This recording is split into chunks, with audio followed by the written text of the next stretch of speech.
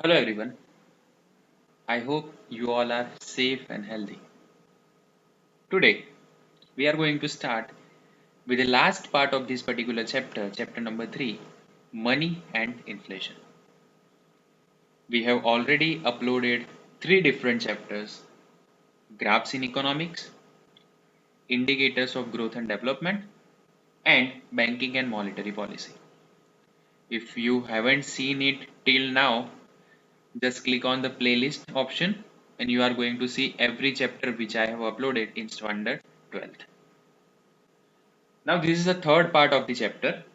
In first part, we have discussed what is barter system, what is the meaning of barter system, and what are the limitations of barter system. In part number 2, we have discussed what is the meaning of money, what are its functions, and different types of money.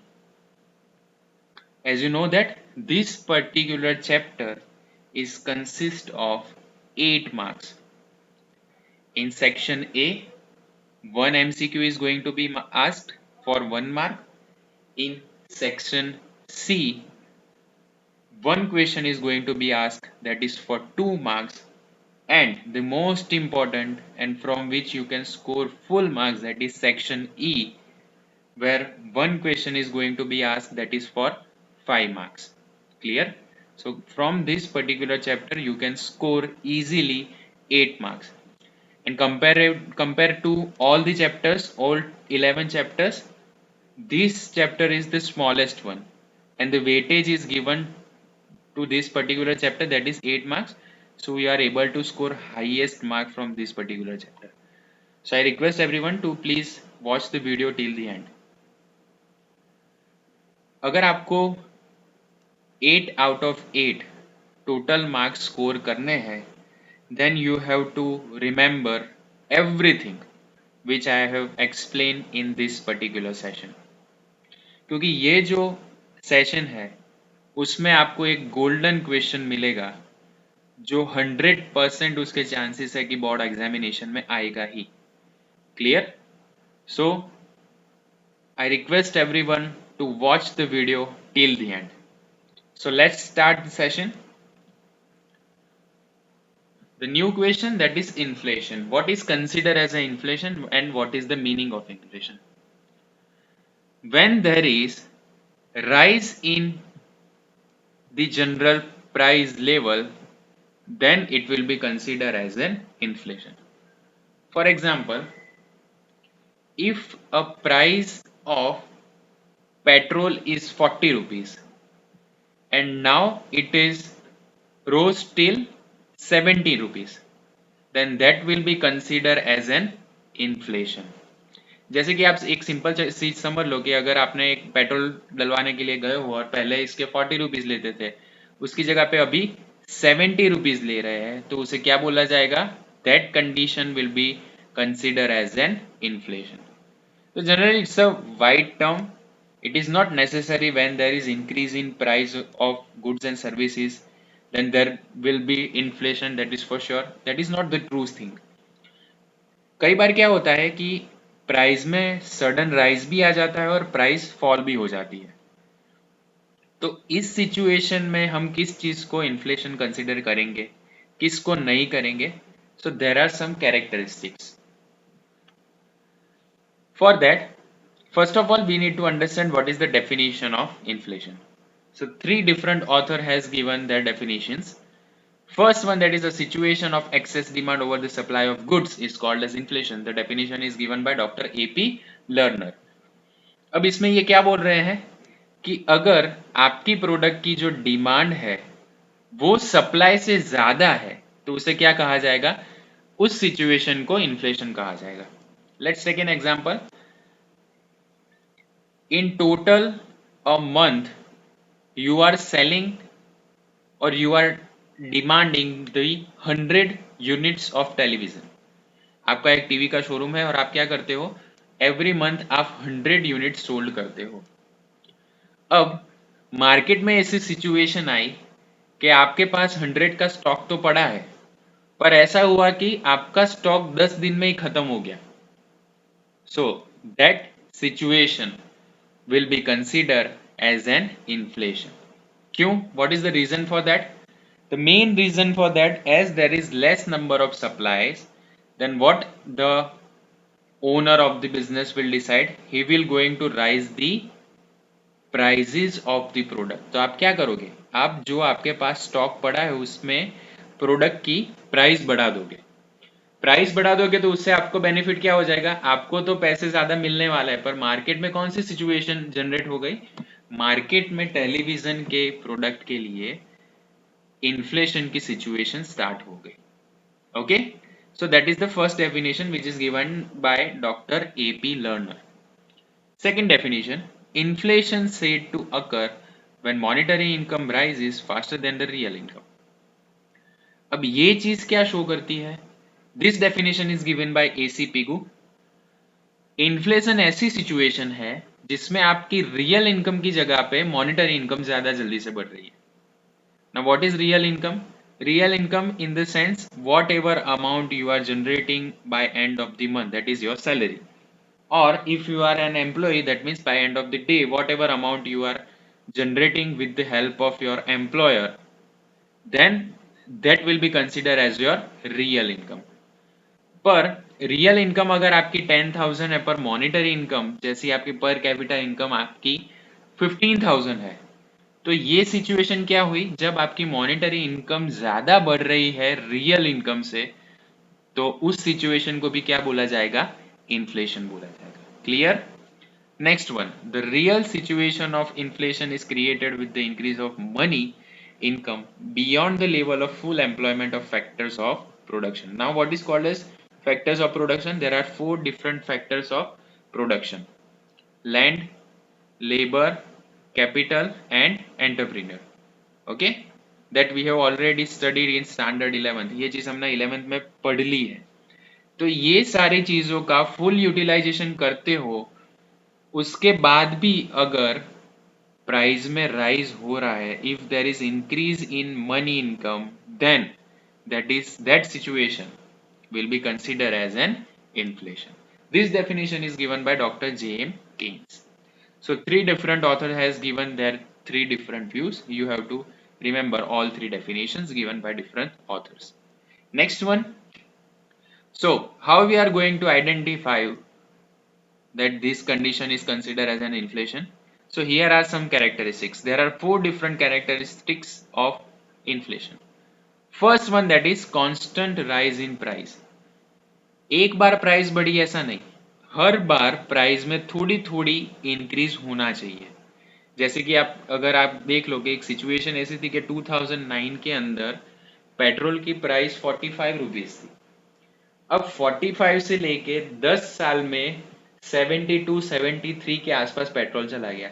So this condition is constantly increases. Product में क्या हुआ, जो आपकी product का price level था वो every year थोड़ा थोड़ा बढ़ रहा है, then it is considered as an inflation. That is the first characteristics. Second, price rise in all sectors of the country. ऐसी बात नहीं है कि आपको एक इंडस्ट्रियल सेक्टर में पेट्रोलियम में ही प्राइस बढ़ रही है. आप अगर पेट्रोलियम में प्राइस बढ़ रही है तो उसके सामने ऑटोमोबाइल्स में भी बढ़नी चाहिए, एविएशन में भी बढ़नी चाहिए, बैंकिंग सेक्टर में भी बढ़नी चाहिए. Means all the sector which are connected, every sector should have rise in the prices then of the country. That means whole country, whole sectors, all the sectors should have some rise in price, then it will be considered as an inflation. So this is the second characteristic. सारी चीजों में भाव बढ़ना चाहिए. Third one, that is purchasing power decreases, value of money. Now understand this. What is considered as a purchasing power? एक example लेते हैं. जैसे कि आप छोटे बच्चे थे तो आप 1 रुपए लेके अगर कोई एक जगह पे जाते हो, 1 रुपए में कितनी चॉकलेट्स आती है. इन प्रेजेंट पोजीशन अगर आप 1 रुपए में चॉकलेट लेने जाओगे तो आपको 1 एक्लेयर्स की चॉकलेट मिलेगी. पर यही सिचुएशन 10 साल पहले क्या थी, अगर आप 1 रुपए लेके जाते हो तो आपको 2 चॉकलेट्स मिलती थी. और यही सिचुएशन 20 साल पहले क्या थी, अगर आप 1 रुपए जाते हो तो आपको पूरा मंथ का राशन मिल जाता था. So this was the condition. That means the purchasing power of ₹1 has decreased. पहले 1 रुपए में पूरे घर का राशन आ जाता था, अब 1 रुपए में आप क्या करते हो, एक सिंपल चॉकलेट लेके आते हो. So that is decrease in your purchasing power.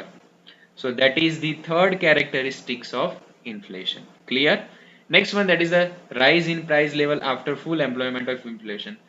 Full employment, that means 100% productive.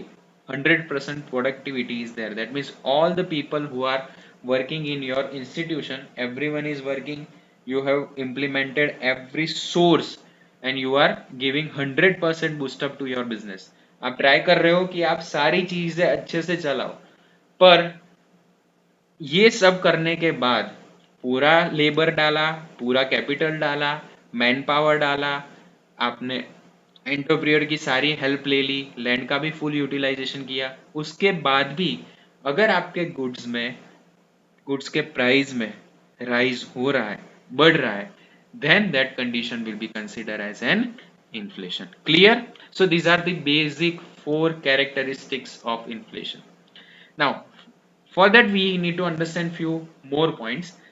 There is one concept written over here: when the government has kept over and surprises increase in price level through the rules, laws and subsidies, sorry, it is considered inflation even if there is no price rise. It is called as suppressed inflation. Now understand this particular thing. Okay, so here जैसे कि हम देखते हैं कि अगर आपको एक LPG gas का बॉटल चाहिए तो आप क्या करते हो, अभी तो एक जस्ट आपको एक फोन कॉल करना है, आपके घर पे गैस का बॉटल आ जाएगा. पर उसके अंदर अगर आप देखो तो गवर्नमेंट आपको थोड़ी सी सब्सिडी देती है. अगर 700 रुपीज का 700 या 750 रुपीज का बॉटल आता है तो उसके अंदर गवर्नमेंट कितनी सब्सिडीज देती है. एवरी टाइम इट विल वेराई, हर बार क्या होती है, चेंज होती है, पर ऑलमोस्ट 150 रुपीज के आसपास वो सब्सिडी दे देती है. तो अगर आपको बॉटल का कितना पे करना पड़ा, 750 माइनस 150, दैट मीन 600 रुपीज. आप 600 रुपीज पे कर रहे हो गवर्नमेंट को. क्लियर? अगर आप इसका भाव बढ़ के 850 हो गया, फिर भी आप कितना अमाउंट पे कर रहे हो, 600 रुपीज पे कर रहे हो. That means the inflation is not affecting to you. तो ये आपको तो इफेक्ट नहीं कर रहा, even though that condition will be called as inflation. और ये इन्फ्लेशन को क्या नाम देंगे, सप्रेस्ड इन्फ्लेशन. क्लियर? अब इस चीज में क्या हुआ कि भले ना आपकी पूरी वो चीज का भाव बढ़ गया है, even though government is intervening through the rules, laws and subsidies, even though everything is paid by the government, पर गवर्नमेंट को तो पे करना ही है. और गवर्नमेंट अल्टीमेटली पे कैसे करती है, they were paying through the taxes which are collected from us. हमने जो पैसा as a way of tax दिया है उसके हिसाब से ही तो वो कर रही है. तो ये जो करती है तो उस सिचुएशन को क्या बोला जाएगा, सप्रेस्ड इन्फ्लेशन सिचुएशन बोला जाएगा. So this question can be asked for through 2 marks. So ये अगर पूछ लिया, क्योंकि ये जो क्वेश्चन है वो बिटवीन द लाइंस है, अगर ऐसा क्वेश्चन आपको एग्जामिनेशन में आ गया तो maximum students are not able to score 2 marks from this. तो ऐसी छोटी छोटी चीजें ध्यान रखनी है. जो बच्चे 80 प्लस मार्क्स लाते हैं तो उनको ये चीजें बहुत ध्यान रखनी पड़ेगी. Okay, next. If in a economy for shorter period of time, if there is an increase in the price of limited goods or services, then it is not inflation. अब कई बार क्या होता है कि लिमिटेड पीरियड ऑफ टाइम के अंदर, जैसे कि अगर आप अभी as there is no season of sweaters and all, woollen चीजों का भी जो सीजन नहीं है, अभी समर चल रहा है, तो वुलन चीज का तो कोई डिमांड ही नहीं होगा. तो ये डिमांड नहीं है तो उस ड्यूरेशन में क्या होगा, उस ड्यूरेशन में उस पर्टिकुलर प्रोडक्ट का भाव बहुत कम होगा. पर वही चीज आप at the time of winter लेने जाओ तो उसका भाव क्या हो जाता है, मोर देन 100 टाइम्स. मतलब जो अभी 300 रुपए में मिलता है उस टाइम पे 600 या 800 में मिलेगा. तो उस सिचुएशन को इन्फ्लेशन नहीं बोल सकते. Okay, for a time being, if there is any kind of rise in the prices, then it is not going to be considered as an inflation. Clear? Now, when some factors of production are unemployed and there is a price rise, जैसे हमने factors of production जैसे fourth characteristic देखो, हमने क्या किया था, full employment दे दिया था, that means we have utilise all the resources. अगर हम पूरे रिसोर्सेज यूज नहीं करते हैं और उसकी वजह से अगर प्राइस में राइज या तो फिर प्राइस में फॉल होता है, then that condition is not also considered as an inflation, वो consider भी नहीं करेंगे as a inflation. Clear? So these are the characteristics of inflation. Now the most important question of this chapter, that is causes of inflation. This question can be asked for 5 marks. I request everyone to watch it till the end, क्योंकि ये अगर पूछ लिया और अभी concept समझ गए हो तो आप पूरे 5 में से 5 मार्क्स आराम से स्कोर कर लोगे। Now, what are the causes of inflation? So basically there are 3 different causes of inflation. First one, that is increase in demand. Inflation किस चीज से बढ़ता है? पहली चीज तो डिमांड बढ़ने से। Second, increase in cost of production. Cost of production, that means land, labor, capital and the entrepreneur. If 4 factors, any of these factors में चेंज हो रहा है और कॉस्ट ऑफ प्रोडक्शन चेंज हो रहा है, दैट मीन्स रॉ मटेरियल से finish goods में कन्वर्ट करने के लिए जो भी एक्सपेंसेस हो रहे हैं उसमें से किसी में अगर प्राइस हाई हुई तो क्या होगा, अल्टीमेटली ये प्रोडक्ट पे इफेक्ट करेगा, और प्रोडक्ट पे अगर इफेक्ट की तो क्या होगा, price will be rising, and rise that means your inflation duration has started, and few other reasons are there. In increase in demand, there are three different subparts. One, that is increase in supply of money, increase in public expenditure and overpopulation. These are the 3 different parameters. Then in other reasons there are again 3 different factors. One, that is taxation policy, second, increase in price of import, and third one, that is scarcity. Let's see all of these 3 together. First one, that is increase in demand. Now, what is considered as an increase in demand? You have studied law of demand in standard 11th. आपने law of demand standard 11 में पढ़ा हुआ होगा, okay? तो वही concept आपको क्या करना है, यहाँ पे फॉलो करना है। जैसे कि देखो, point number 1, increase in supply of money. If there is increase in money in a state, the individuals earn more income, because of which the demands and the necessities increases. For example, जैसे कि आपको पता है, the concept is related with the standard of living. For example, if my income for the month is 10,000 rupees, मैं एक महीने का 10,000 रुपए कमाता हूँ, तो मेरा स्टैंडर्ड ऑफ लिविंग क्या होगा, मैं नॉर्मली ट्राई करूंगा कि एटलीस्ट 1,000 या 2,000 का एक्सपेंसेस सेव हो जाए, या तो फिर मैं रूटीन में नॉर्मल लाइफ जीऊंगा। वही अगर आदमी का सैलरी इंक्रीज होके 10,000 की बजाय 1,00,000 हो जाता है, तो उसका स्टैंडर्ड ऑफ लिविंग क्या होगा, वो पहले ही मंथ में एक बाइक ले लेगा, घूमने जाएगा, यहाँ जाएगा, वहां जाएगा, 25,000 30,000 का ऐसे ही एक्सपेंडिचर कर देगा, नया नया कपड़े लेगा। So, when there is increase in supply of money, जैसे कि मार्केट में, जैसे मेरा सैलरी 10,000 था, अब उसकी जगह पे 1,00,000 हो गया, तो 90,000 money has introduce in the market, 90,000 रुपए ज्यादा आ गए मार्केट में। तो ये ज्यादा मार्केट में पैसे आ रहे हैं, तो उसका मैं क्या करूंगा, मैं स्टैंडर्ड ऑफ लिविंग तो अपना हाई करूंगा as my income has increase. So what I will do, I will increase in demand. Demand, that means I will try to satisfy my needs and the wants. Whatever I want, I am going to purchase that. Clear? Next one, increase in public expenditure. Now, what is public expenditure? The expenditure which are done with the help of government.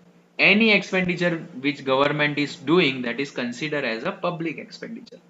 जैसे कि government क्या करती है, infrastructure बनाती है। आप देखो कि अगर आपको इकोनॉमिक सर्वे का रिपोर्ट पता होगा, तो उसमें ऐसा बोला गया था कि in a day India is making 27 kilometres of road.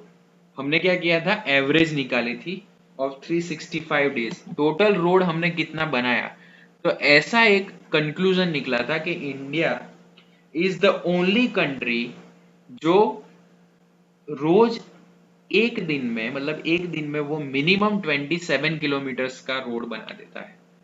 So that is an infrastructure facility which is provided by the government. तो इतनी बड़ी फैसिलिटी आपको देती है तो उसके सामने एक्सपेंसिस तो होगा. So increase in demand, that is demand that sense, जैसे कि आप एक रोड का यूटिलाइजेशन करोगे, गुड्स और सर्विसेज यूज करोगे, that is consider as a demand. If there is an increase in demand then it will be consider as your inflation duration. Clear? Third one, that is overpopulation. As you know, last census in the year 2011, we have a population of 121 crore. Clear? Every 10 year we are counting the census report. जैसे कि 2011 में हमने कर दिया, तो अब next कब आएगा? 2021 में सेंसस का काउंटिंग आएगा. वो पूरी एक साल की प्रोसेस होती है, because you have to reach to each and every one and collect the data from them. So अब वो चीज में क्या करा जाएगा, जैसे कि आप आपके घर में कितने मेंबर्स रहते हैं, मेल कितने हैं, फीमेल कहते हैं कितने हैं, आप किस कैटेगरी से बिलोंग करते हो. क्लियर? ये सारी चीजें, कौन की किस एज ग्रुप में आप हो, आपकी एज क्या है, फिर आपने कितना पढ़ा हुआ है, सारे बंदे जो आपके घर में रहते हैं वो लिटरेट है कि नहीं, ये सारी चीजों का कैलकुलेशन वो करके रहते हैं. अब जैसे देखो कि अगर 2011 में हमारी पॉपुलेशन जो थी वो थी 121 crore, 121 crore. So do you think कि जो 2011 में हमारी जो पॉपुलेशन थी वो बढ़ी ही नहीं होगी? Obviously it has increase. So it is projected that every year there is 2% annual increase in population. हर साल 2% लोग इंडिया में बढ़ते हैं. अब 2% लोग बढ़ेंगे, जैसे कि अभी कोई भी कैलकुलेशन करना हो तो हम टोटल पॉपुलेशन कितनी गिनती है इंडिया की? 138 करोड़ या 137 करोड़ गिनते हैं. तो अगर पॉपुलेशन बढ़ेगी then more people will be there, ज्यादा लोग भी होंगे. अगर ज्यादा लोग होंगे तो उनकी ज्यादा डिमांड भी तो होगी. Clear? They were expecting some goods and services from us. और क्या करेंगे? उनकी नीड्स होंगी, उनकी वांट्स होंगी, उनकी थोड़ी सी लग्जरीज होंगी, ये सारी सेटिस्फाई करने का ट्राई करेंगे. अगर ये सारी चीजें सेटिस्फाई करने का ट्राई करेंगे तो अल्टीमेटली मार्केट में से गुड्स कम होगा. That means the demand has increased in the market, and if the demand has increased in the market then it will be considered as an inflation. Clear? Next one, second thing, that is increase in cost of production. Let's take an example. जैसे कि आप देखो कि अगर एक goods को converting that particular good from raw material to finished goods, we have to do some processes. जैसे कि आप एक एग्जांपल ले लो, आपके पास गेहूं है और गेहूं को चक्की में डाल के जो फाइनल आपको प्रोडक्ट मिलता है वो क्या मिलता है आपको? कंजम्पशन के लिए रोटी मिलती है. तो गेहूं का चक्की में जाना, फिर उस पे प्रोसेस होना, उसके बाद उसका लोट बनना, वो लोट का फ्लोर बनना, और उस फ्लोर का आप क्या यूज करोगे? उसकी आप चपातीस बनाओगे. तो ये सारी प्रोसेस में क्या होगा? If there is increase in any one of them, इसमें से कोई भी एक चीज में प्राइस में राइज हुआ, then there will be increase in the cost of production. Clear? Example लेते हैं, और एक एग्जाम्पल लेते हैं. जैसे कि हम एक शर्ट मैन्युफैक्चरिंग कंपनी में काम कर रहे हैं, और हमारी ही कंपनी है, समझ लो कि हमारी एक शर्ट मैन्युफैक्चरिंग कंपनी है.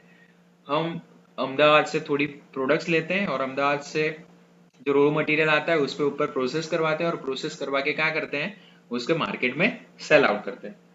पर अगर सोचो कि इसमें से कोई भी एक प्रोडक्ट, जैसे कि वुड, हमने ये जो बनाते हैं उसके लिए आपको जो कॉटन चाहिए, तो कॉटन की प्राइस में अगर राइज हो रहा है तो अल्टीमेटली इसकी इफेक्ट क्या होगी?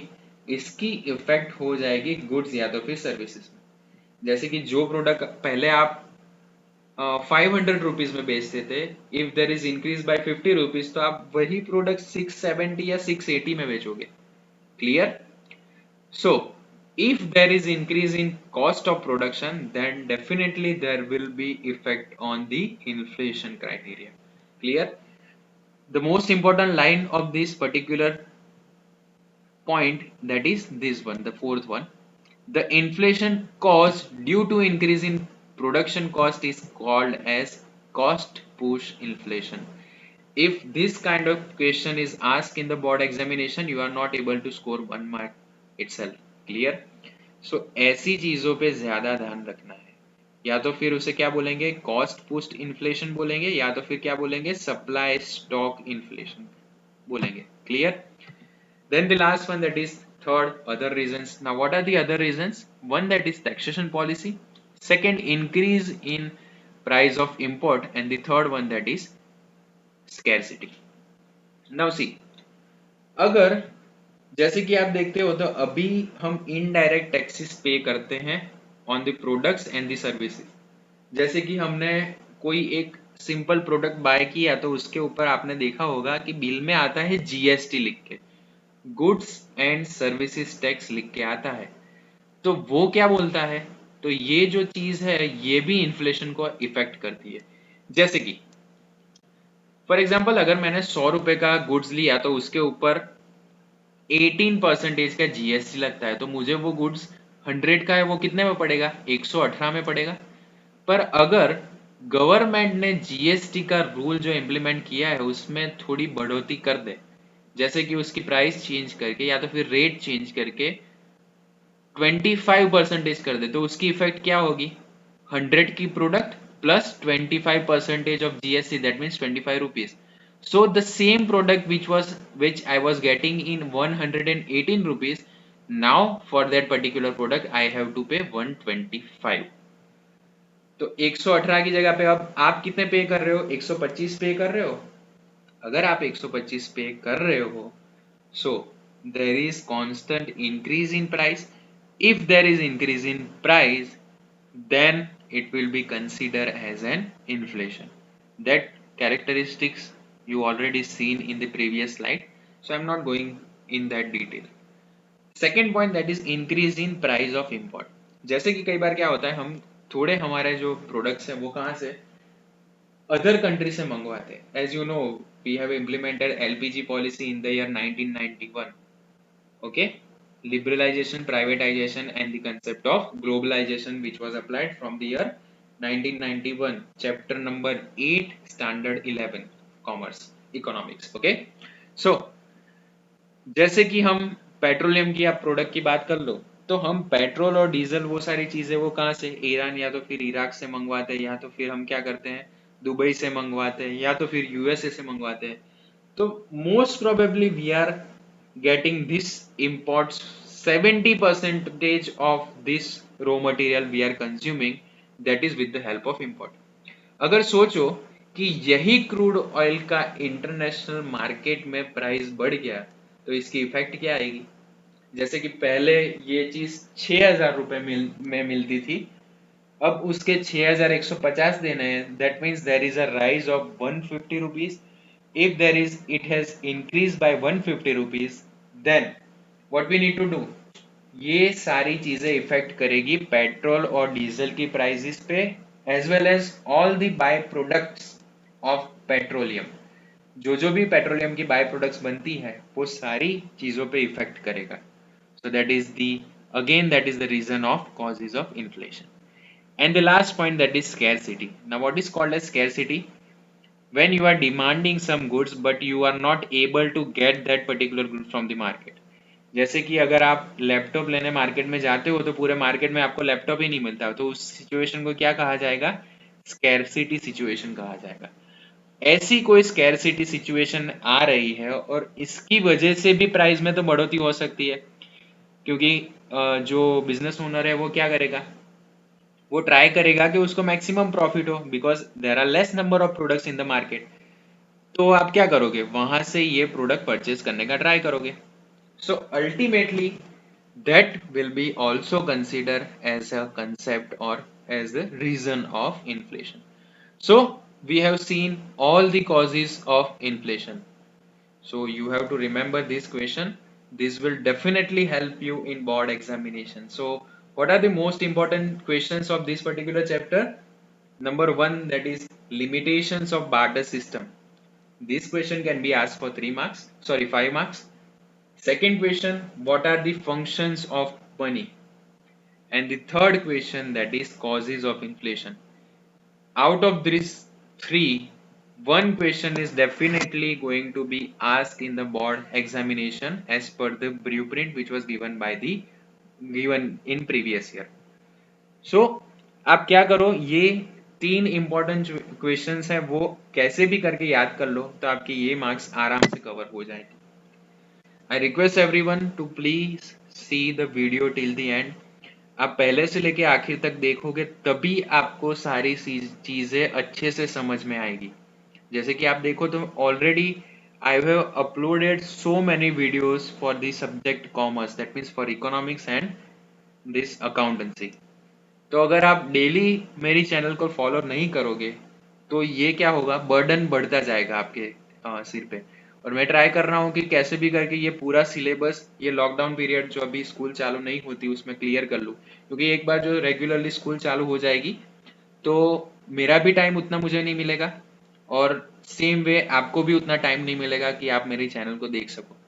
For that particular you just have to revise it every day. Okay, that's all for today.